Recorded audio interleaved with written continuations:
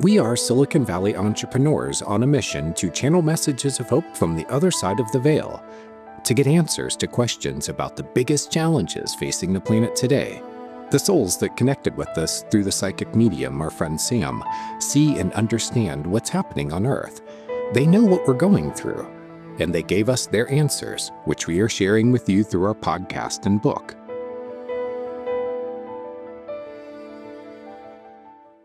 The souls told us that everything begins with hope, because doom and gloom has a way of becoming a self-fulfilling prophecy. And perhaps the greatest hope to come out of our conversations with these influential people from history is found in the fact that they are doing everything in their power to help us. From behind the scenes, they are guiding and supporting and connecting spiritually with those of us who are receptive.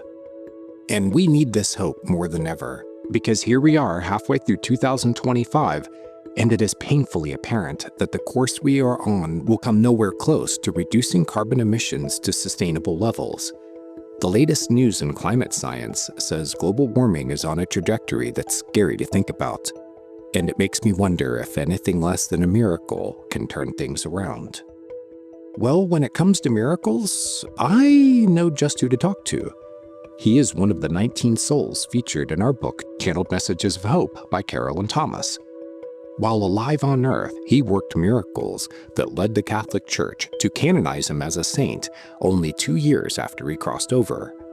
He is the patron saint of the environment and animals, and he is a powerful ally in our effort to help Mother Earth. He is Saint Francis of Assisi, and he is the focus of this, the 9th episode of the Channeled Messages of Hope podcast.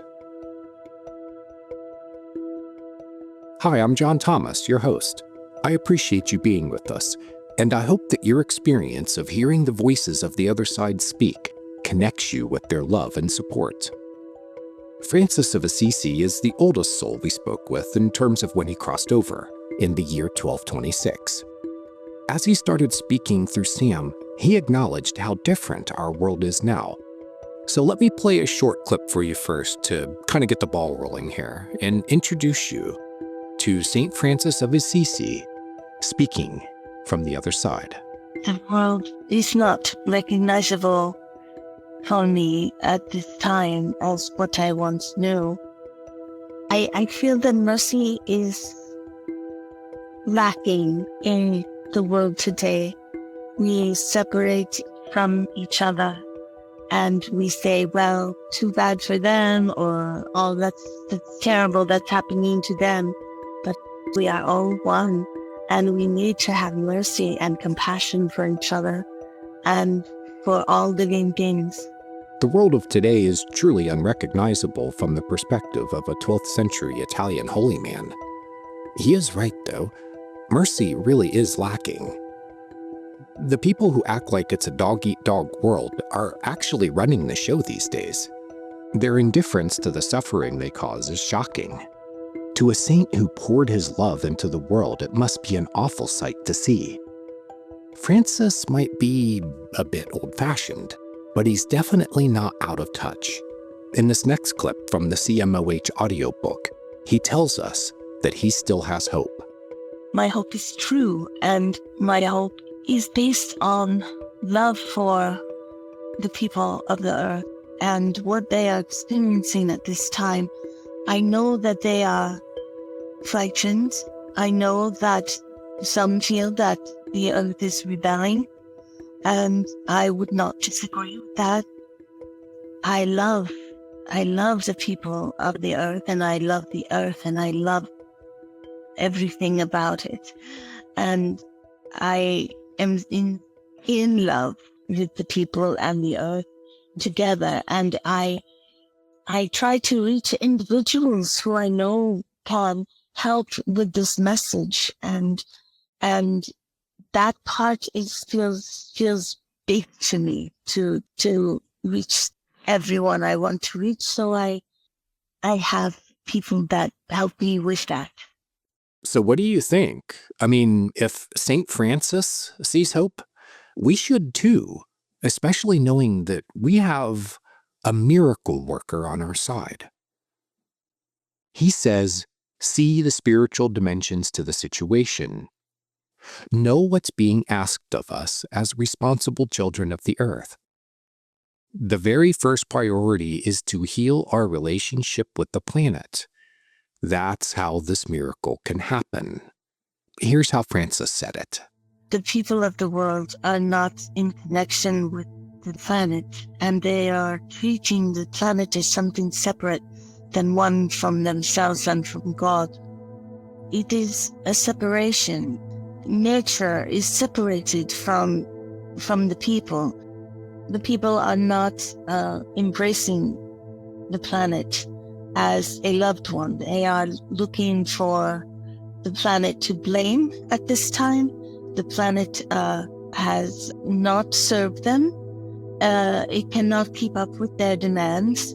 The people are looking at the earth as something that can either give to them or take from them. They are not recognizing that the connection is broken. The planet is a living, breathing thing. And if you were treated as such, you would also be angry. And the lesson is that we need to come together and we need to be kind to each other and honor each other. We need to love each other as best we can and love everything in our world. And that comes from kindness. And that kindness needs to be shared with our planet. That kindness needs to be shared with our earth. That kindness needs to be shared with the animals. And give the earth the respect that we would ask, and that is to be treated with kindness and honor. And without respect for the earth, without respect for our environment, the earth feels disrespected and betrayed by the people. To Francis, the planet really is our mother, really is alive, and really isn't going to take our mistreatment anymore without letting us know how she feels. The anger is palpable. And we've talked about the reasons why in previous episodes. It boils down to only thinking of the planet in terms of what it can give us, and not what we can give it. We're not reciprocating. We're just taking and taking and taking. We've made our wealth and convenience more important than our mother, our home, the source of all life on this planet. So maybe we really are going to need a miracle, because we are so locked into the belief system and economic system that are driving the destruction. In Francis's time, miracles were more common because they were more needed for survival, the theory goes. But when you've got the option of going to the hospital instead of to a priest when you're sick, who needs a healing miracle like the kind St. Francis worked so many times during his life on earth? The people who seek miracles these days only do so after exhausting all other options. At least that's how I see it. In my home, we needed a healing miracle when my wife Carolyn fell seriously ill. And that's when the other side kicked into action. And we are so incredibly grateful, because she's doing much better now and is animated with a sense of mission and purpose. The connection with the other side is real. Goosebumps real. Feel that?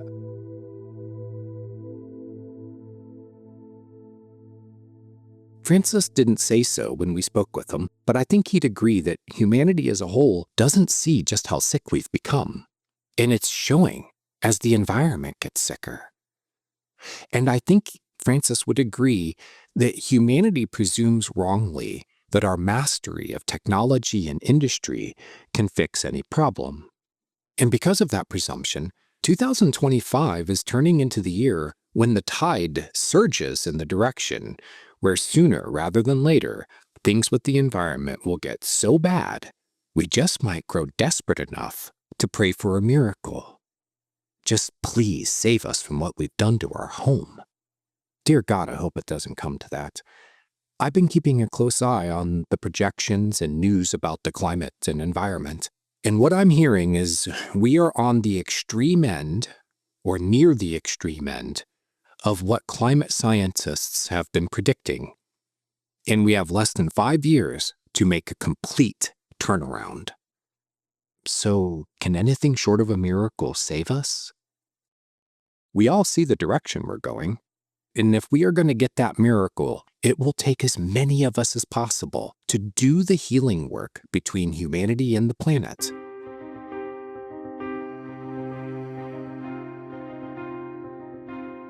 Wayne Dyer is a friend of Francis in the afterlife, and he told us that the world is full of miracles just waiting to be validated and appreciated. I mean, life itself is a miracle. All this beauty around us is miraculous. Appreciate it. Wayne and Francis are working from the other side to teach these truths to as many of us who will listen, on either side of the veil. Be sure to catch episode 3, where Wayne talks about that message. He and Francis definitely speak the same language. And from the sound of it, they are recruiting. They need people on Earth who will hear these messages and put them to work in their lives. So, what they told us is to meditate on the person you want as a guide to open the communication channel, whether it be with Wayne or Francis or Mohandas Gandhi. These are 3 of the souls who told us about their work as spiritual guides, or really whoever resonates with you. In the next clip, St. Francis gives the scoop to his followers on Earth on what they can do to act on his behalf in the world today. He says the message he gave us can spread quickly. People are ready to hear it. And I think in part it's because truth is the antidote to the lies and false narratives going around. It is a way of thinking. It is a way of living. And it could become expansive with more information and more ways to see the earth as our brother, to see the earth as one of us, not as something that we just reside on, a connection to us. And that is a message. Spread that message, and in the ways that you have to do that in this time is much different how I would convey that message when I was on Earth. But I will say that there are ways to spread the word through your ways of information that you have now. That is about reshaping the way the world and the environment, the planet, is perceived. We must treat our Earth as a loved one, as one of us, as family. We must love the Earth because the Earth is not feeling loved. I see that there are many people that cherish the planet and understand the peril of the planet at this time. And I do understand that, and the Earth knows that there are stewards that are looking out for it. Did you catch that part where he talks about reshaping the way the planet is perceived? That's the mission given to us by the other side.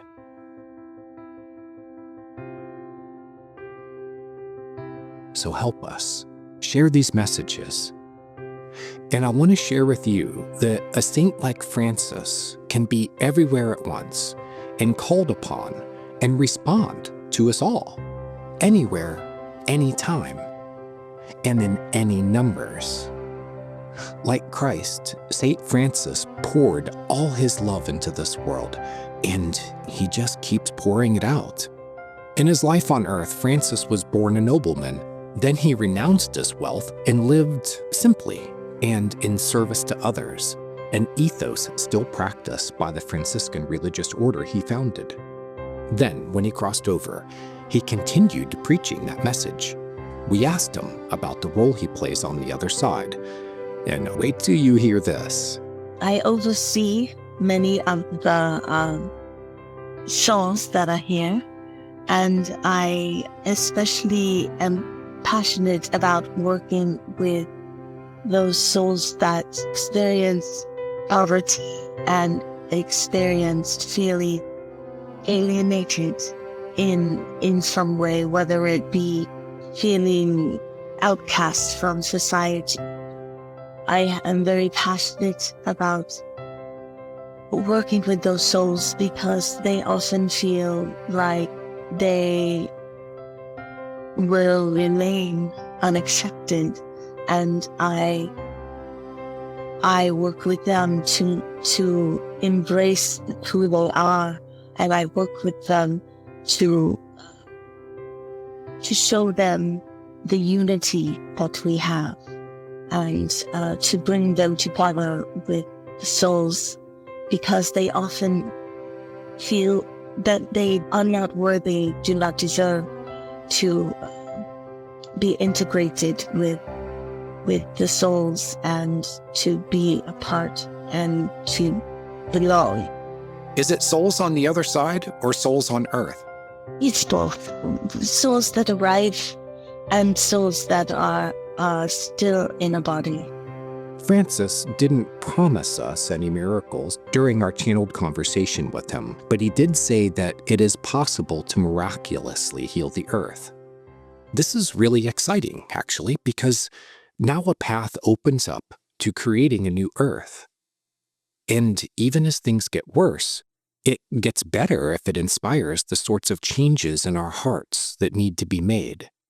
They say that necessity is the mother of invention, and the necessity of saving our home may be exactly what we need. Wayne Dyer even gives us a meditation we can do to connect our hearts with the planet's living heart. But really, it's just as simple as appreciating nature's beauty and giving thanks. Strengthen our bond with Mother Earth, and maybe we will get our miracle. The full conversation with Wayne, and boy, you gotta hear this, is in Chapter 12 of Channeled Messages of Hope by Carolyn Thomas. And the one with Francis is in Chapter 9. You can actually hear them speak and catch the full conversations. Your purchase of the book at Amazon, Apple Books, or Audible supports the podcast and our mission. We thank you for doing that. It really, really does help to keep this mission going. And in the meantime, here's St. Francis of Assisi telling us how we can make this miracle happen. I am not able to see the time of when things could turn around, but so many years, so many lifetimes of maltreatment, it is going to need many years to recover and to heal. And that is a way to look at this as a healing for the earth. We need to heal the earth.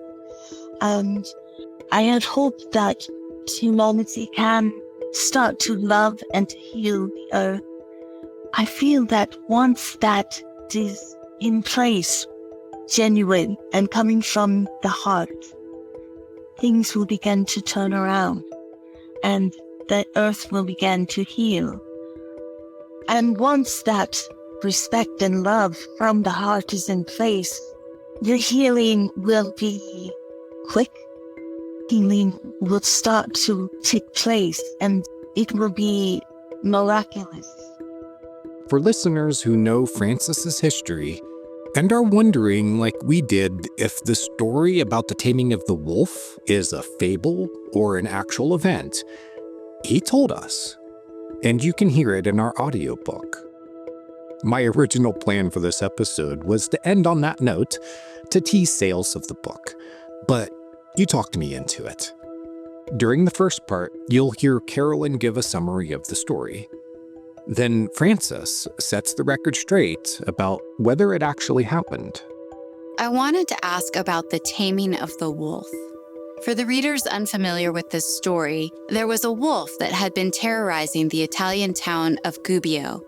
So you went out to find the wolf. When the wolf sees you, he comes charging, ready to attack. You immediately made the sign of the cross over him and commanded him on behalf of Christ that he do no harm to you or to anyone. The wolf then stopped running and meekly threw himself at your feet. You asked the wolf to promise to never harm any human or animal again. The wolf showed agreement by simply bowing his head. Later, in front of the people of the town, with the wolf present, you asked the people if they would promise to provide food for the wolf regularly. They all said they would. Finally, you asked the wolf to give a guarantee that he would no longer harm the people or their animals. The wolf then lifted his right paw and placed it in your hand. Afterward, the wolf tamely entered the houses without doing any harm to anyone and was kindly fed by the people. Please tell me, is this a parable or a true story? This is a true story. This is about what I was saying about the earth. It's about communicating with the earth. It's about treating the earth as one in connection. It's about respect. Many felt that it could not be true, but it was true. It was about treating that wolf with respect and love, and it was an agreement. And that is what needs to happen with the earth, an agreement. We will respect you. We will love you and take care of you if you take care of us in return. Saint Francis of Assisi is an inspiration, a miracle worker who told us how we can make a miraculous turnaround of the situation here on Earth. In the show notes, you'll find a link to our audiobook. Please hit the like button, hit the subscribe button, catch the videos with the podcast episodes at cmoh.show. This is how we follow through on Francis's advice to utilize our modern ways of getting information out. Do your part to make this miracle happen. Connect with your heart to Mother Earth. I'm John Thomas. Thank you for joining us. Full podcast episodes can now be heard commercial-free at our website, channeledmessagesofhope.com. We'll be back again soon with another episode. We have some very special people who want to talk with you. A guide gives protection. A guide gives information. A guide is there to help you to be on your path. A guide is there to keep you true to yourself and for why you are here in this lifetime. A guide is always about love. A guide will never turn their back on you. A guide always is there for you.